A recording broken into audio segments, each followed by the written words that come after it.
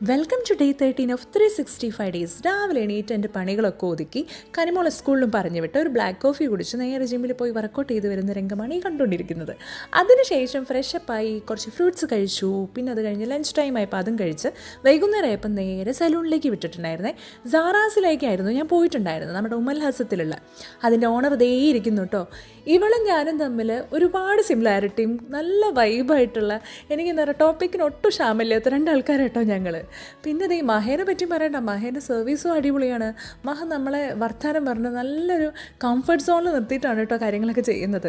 അതും കഴിഞ്ഞ് പിന്നെ നേരെ വന്ന് കനിമോളെ കുറച്ച് നേരം പഠിപ്പിച്ച ശേഷം നേരെ മന്തി അടിച്ചു. പിന്നെ നല്ല ചൂട് വെള്ളത്തിലൊരു കുഴിയും കൂടെ ആയപ്പം പിന്നെ ഒന്നും പറയണ്ട, ഉറക്കമൊക്കെ എവിടുന്നാണ് വന്നത് എനിക്ക് പോലും അറിയില്ലായിരുന്നു കേട്ടോ. അങ്ങനെ ദേ ഞാനും കനിമോളും വേഗം പോയി കിടത്തുറങ്ങി. അടുത്ത നല്ലൊരു വീഡിയോ ആയിട്ട് കാണുന്നവരേക്കും tata bye bye, see U.